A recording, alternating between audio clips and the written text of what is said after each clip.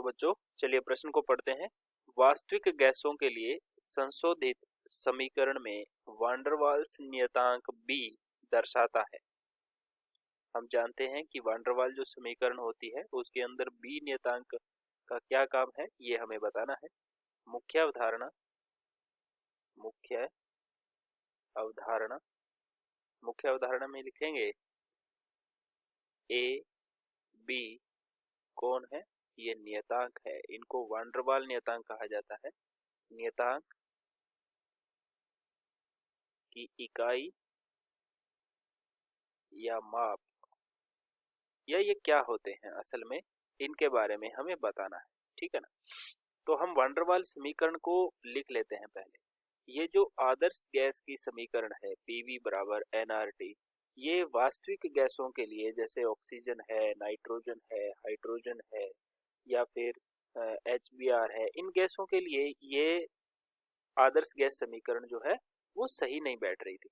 तो van der Waals ने इस समीकरण के अंदर संशोधन किया और उन्होंने संशोधन करके और कुछ इस तरीके की समीकरण दी, P प्लस AN² बटे V² और V माइनस NB बराबर nRT। यहाँ इस समीकरण के अंदर जो P है वो दाब है, हम यहाँ लिख लेते हैं P बराबर दाब है, R गैस नियतांक है, R क्या है, गैस नियतांक है, और T क्या है, ताप है, V क्या है, आयतन है, N क्या है, गैस के मोल है, गैस के मोल, और A और B जो है वो है वान डेर वाल्स नियतांक। क्या है ये, वान डेर वाल्स नियतांक। ठीक है ना। तो यहाँ पर जो A पद है, A ये किसको दर्शाता है, ध्यान रहे ये जो पद है पूरा का पूरा ये दाब से संबंधित पद है, और ये जो पद है ये आयतन से संबंधित पद है। ठीक है ना। ये है ना P और V, तो ये दाब का पद है इसके संदर्भ में, और ये आयतन के संदर्भ में पद है। ठीक है ना। तो ये जो A नियतांक है ये आकर्षण गुणांक कहलाता है। क्या कहलाता है, ये आकर्षण गुणांक कहलाता है।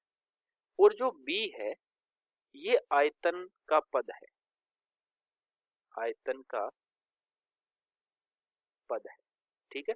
तो जो पद आयतन का है उसके अंदर V के बराबर अगर NB रखा जाए, क्योंकि यहाँ पर जो V है वो आयतन है, और आयतन में से तो आयतन ही तो घट सकता है, आयतन में से आयतन ही घट सकता है। तो आयतन के पद को हमें B निकालना है, तो B किसको दर्शा रहा है, आयतन बटा मोल। ठीक है ना। तो ये B दर्शा रहा है। तो ये B क्या दर्शा रहा है कि आयतन जो है पूरा उसके अंदर अगर हमें मात्रा घटा दी जाए तो ये बचेगा क्या, ये अणुओं का आकार बचेगा। क्या बचेगा हमारे पास, अणुओं का आकार बचेगा। ठीक है ना। आकार का माप बच जाएगा या आकार का परिमाण बच जाएगा। ये प्रभावी आकार को बताएगा हमें B जो है। ठीक है ना। ये नियतांक है, ये इस पद से आ रहा है। कौन से पद से, ये वाला जो दूसरा पद है इस समीकरण का, यहाँ से आ रहा है।